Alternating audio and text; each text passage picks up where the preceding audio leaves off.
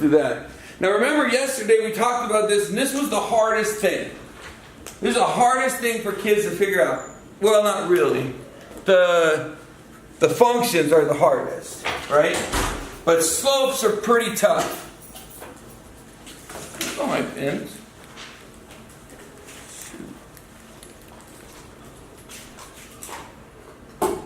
You guys see pins out there? Mm-hmm. The green one. Coming?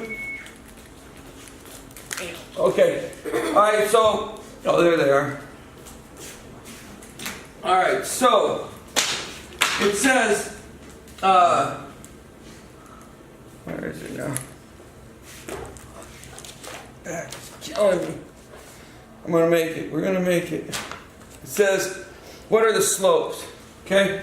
Slopes are easy. Now remember, slopes are termed in M.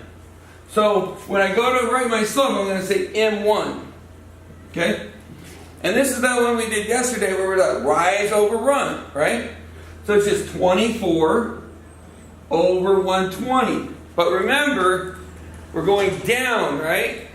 So it's going to be down 24. Does that make sense? Okay? So that didn't quite look right, so let's do that. Okay. Now, can we break that down? Is there anything going to 24 and 120? 2. I know that. And you don't have to try to find the biggest number right off the bat. That's why I do this upside down division. So that if you see a 6 in the both of them, fine. But if you don't see the 6, 2 works because they're both even, right? Okay? So that'll be negative 12 over 60. Okay?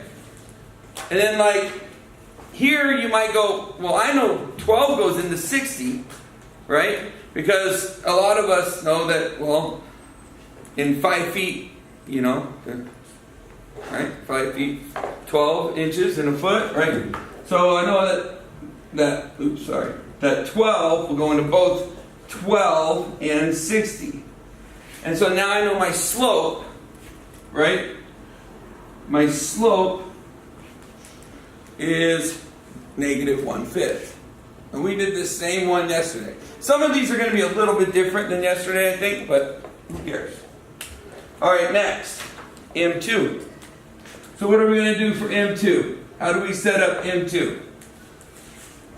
14 over 144. That's it. Negative 14 though, right? Negative 14 and 144. So then does anything go into both of those? Maybe 2, maybe? 2.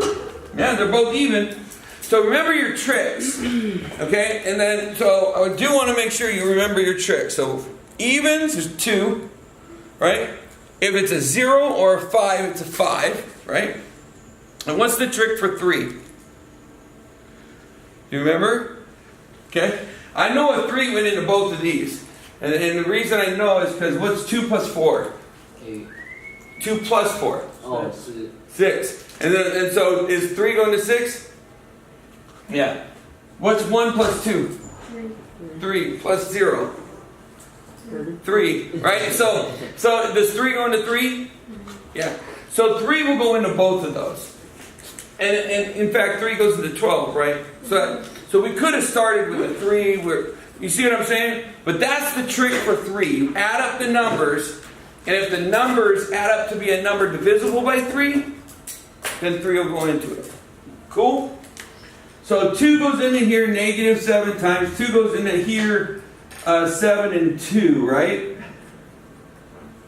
So then you have to ask yourself, does 7 go into 72? No. So we're good. So that's M2. We're done. Pretty easy, right? Okay? So M3. How do I do M3? Negative 20 over 101. Yeah, negative 20 over 101. How do I know I'm done? We talked about this yesterday.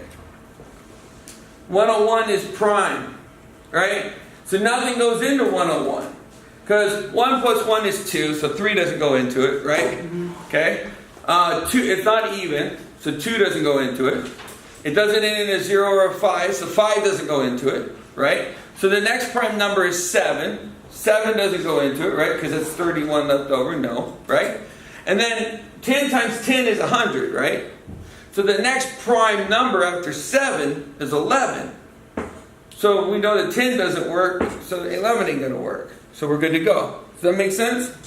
Okay? And so we're done. And that's slopes.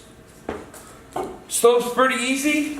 I mean, they can be very easy or very hard. Okay?